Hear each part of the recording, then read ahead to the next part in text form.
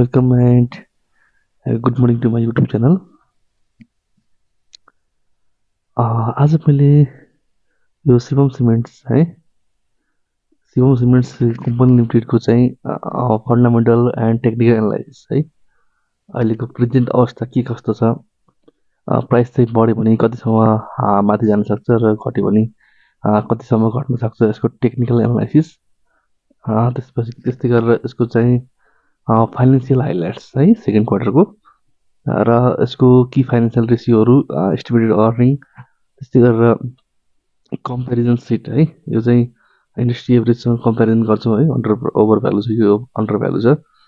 त्यसै गरी कुन ब्रोकरले अस्ति कति खरिद गर्यो, भोल्युम कति आयो, भोल्युमले सपोर्ट गरेको छैन, डिभिजन हिस्ट्री, यो सबैको बारेमा चर्चा गर्न गइरहेछौँ। भिडियोलाई चाहिँ सुरुदेखि अन्तिमसम्म हेर्नुभयो र जो साथीहरूले चाहिँ यस च्यानललाई फर्स्ट टाइम हेरिरहनु भएको छ प्लिज च्यानल सब्सक्राइब गर्नु है।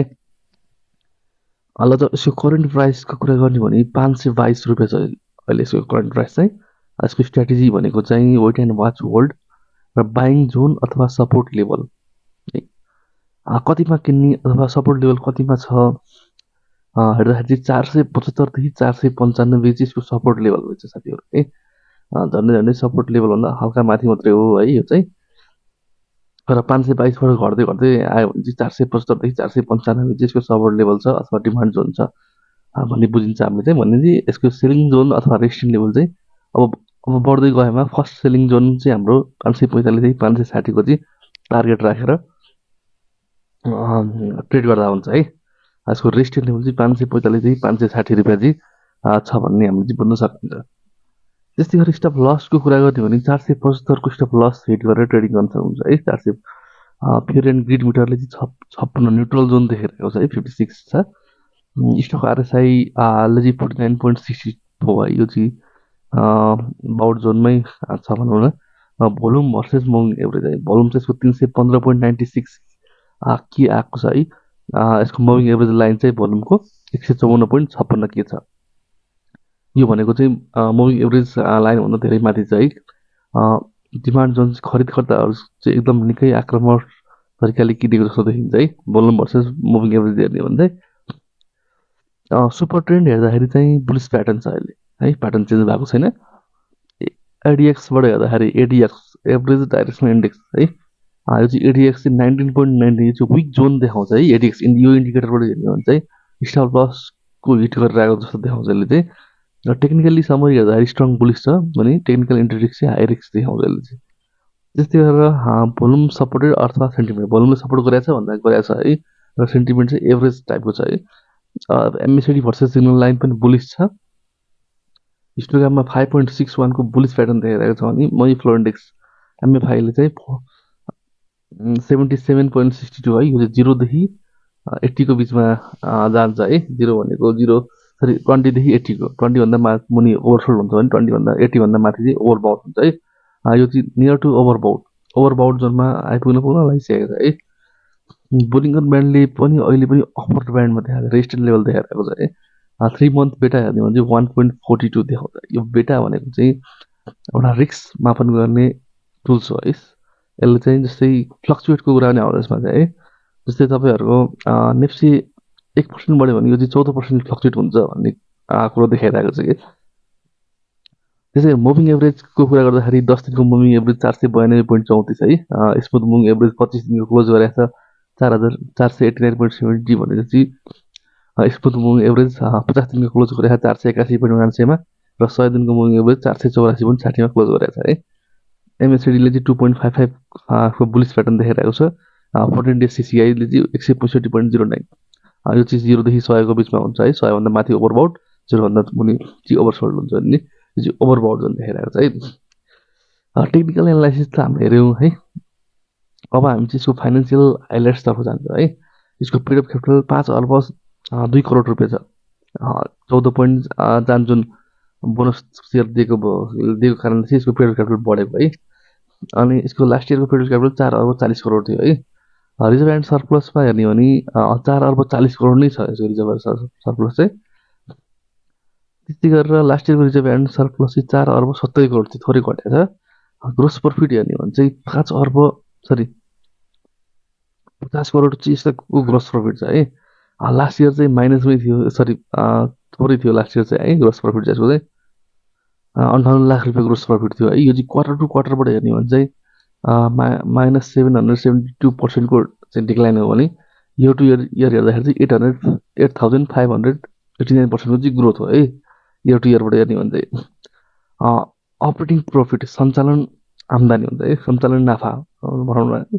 अपरेटिङ प्रफिट भनेको चाहिँ यसको 16 करोड 50 लाख रुपियाँ कमाएको रहेछ भने लास्ट इयरको ठ्याक्कै यति नै खेर 32 करोड 94 लाख रुपियाँ कमाएको रहेछ है।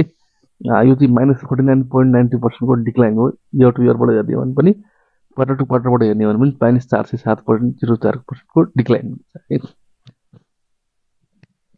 नेट प्रफिट हेरौँ है। नेट प्रफिट 14 करोड 85 लाख रुपियाँ कमाएको छ। लास्ट इयरको क्वार्टरमा 32 करोड 90 लाख रुपियाँ कमाएको थियो।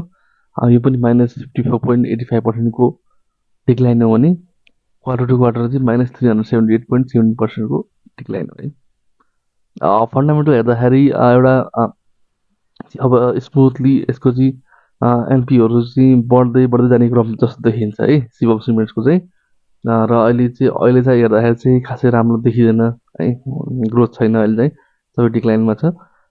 एउटा ग्रोस प्रफिट चाहिँ ग्रोथ देखिन्छ भने अरू सबै इन्डिकेटरहरू चाहिँ डिक्लाइनमा देखिन्छ है। अब हामी यसो हेर्छौँ की रेसियो, इपिएस 5.91, डिस्ट्रिब्युट गर्ने इपिएस 0, पी रेसियो 88.32 छ है।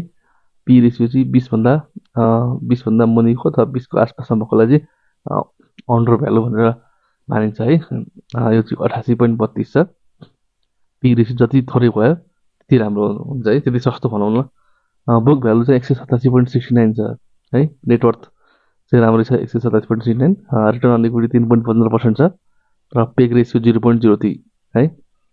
1 भन्दा मुनिकोलाई चाहिँ राम्रो मानिन्छ। यो price earning to growth ratio हुन्छ है।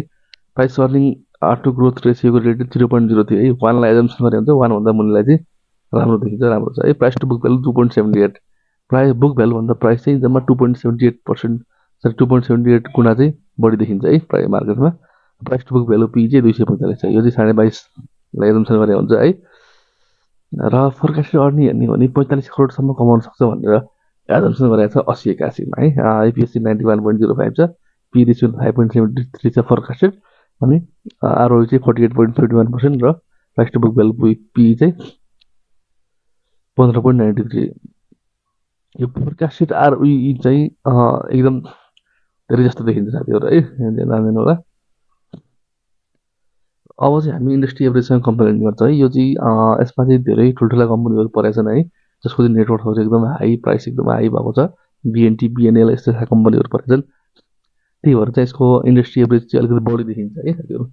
ल इन्डस्ट्री एभरेजको प्राइस चाहिँ 9,728 रुपियाँ छ है। शिवम सिमेन्टको प्राइस 522 छ है। र पेड अफ क्यापिटल 5 अर्ब 2 करोड छ कम्पनीको भने इन्डस्ट्री एभरेजमा चाहिँ 1 अर्ब 97 करोड छ। यो इन्डस्ट्री एभरेज भनेको चाहिँ म्यानुफ्याक्चरिङ एन्ड प्रोसेस सेक्टर अन्तर्गतको सबै कम्पनीहरूको चाहिँ एभरेज हो है। हिसाब हेर्ने भने 4 अर्ब 40 करोड छ शिवमको, 3 अर्ब 32 करोड चाहिँ इन्डस्ट्री एभरेजको छ है। नेट प्रफिट हेर्दाखेरि 1 अर्ब 14 करोड चाहिँ, सरी 11 करोड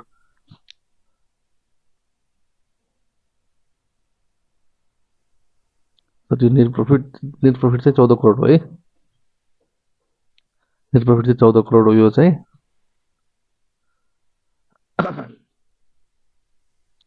नेट प्रफिटबाट हेर्ने भने चाहिँ 14 करोड 85 लाख रुपियाँ हो साथीहरू है। यो चाहिँ 14 करोड 85 लाख रुपियाँ चाहिँ शिवम सिमेन्टले कमाएको छ भने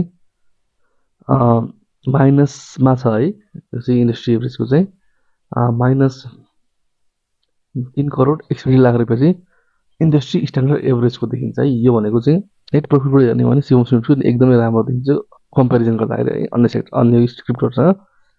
इपिएसको हेर्ने भने 5.9 छ कम्पनीको भने, 40.54 चाहिँ इन्डस्ट्री स्ट्यान्डर्ड एभरेजको छ है। यो चाहिँ कम हो इपिएस चाहिँ है इन्डस्ट्री एभरेजभन्दा। पी रेसियो चाहिँ 88.47 छ भने इन्डस्ट्री एभरेजको 7.52 है। यो पनि ओभर भ्यालु जस्तो देखिन्छ।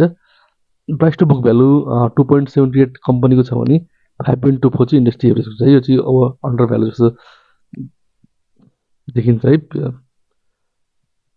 रिटर्न अन इक्विटी 3.15% छ, इन्डस्ट्री एभरेजको 0.81% छ है। यो पनि राम्रो छ इन्डस्ट्री एभरेज भन्दा। Price to book value P 245 छ भने 198 पनि हुन सक्छ। यो चाहिँ अलिकति ओभर भ्यालु जस्तो देखिन्छ है। र बुक भ्यालु पनि एकदम अन्डर भ्यालु जस्तो देखिन्छ। 187.66 रुपियाँ छ कम्पनीको भने इन्डस्ट्री एभरेजको 14.79.25 है इन्डस्ट्री स्ट्यान्डर्ड एभरेज हो है। ल यो चाहिँ हामीले कम्पेरिजन गर्यौँ। अब हामी ब्रोकर एनालाइसिसमा जान्छौँ है। कुन ब्रोकरले कति किता किन्यो अस्ति?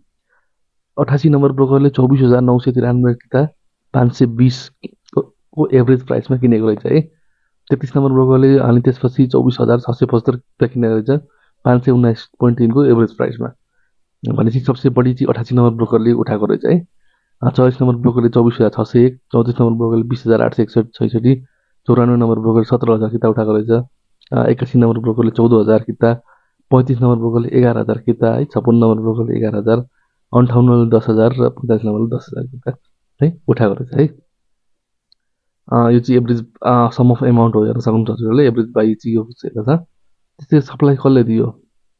28 नम्बर ब्रोकरले सबसे बढी सप्लाई दिएको रहेछ है। 61,458 किता चाहिँ 519 रुपियाँमा सप्लाई दिएको रहेछ। 8 नम्बर ब्रोकरले 31,448 किता 519.52 मा सप्लाई दिएको रहेछ। 17 नम्बर ब्रोकरले 12,782 किता 520 मा सप्लाई दिएको रहेछ है। फेरि 45 नम्बर ब्रोकरले 8,693 किता 519.22 मा सप्लाई दिएको छ है। यो त भयो सप्लाई ब्रोकर। अब यसको डिभिडेन्ड हिस्ट्री हेर्ने भने चाहिँ बोनस इयर फर्स्ट टाइम दिएको यसले 79-80 मा आफ्नो क्यापिटल बढाउनलाई र आफ्नो क्यापिटल बढाएर चाहिँ अन्य ठाउँमा चाहिँ लगानी गर्नलाई यसले बोनस इयर दिएको है। 14.25% बोनस इयर दिएको छ। 78-79 मा 10.53% क्यास, 77-78 मा 29% क्यास डिभिडेन्ड, 76-77 मा 24% क्यास डिभिडेन्ड, 75-76 मा 15% क्यास डिभिडेन्ड र 74-75 मा 15.79% क्यास डिभिडेन्ड दिएको छ है। ओभरअलमा शिवम सिमेन्ट हेर्दाखेरि ठिक छ है। अहिलेको लागि चाहिँ बाई गर्नलाई ठिक जस्तो देखिन्छ। किनभने यसले चाहिँ अब आफ्नो प्रफिटहरू बिस्तारै बिस्तारै ग्रोथ गर्दै जाने जस्तो देखिन्छ है। फोरकास्ट रिटर्न अन इक्विटी पनि 14.51% को देखाइरहेको छ। भिडियो हेर्नु भएकोमा धेरै धेरै धन्यवाद।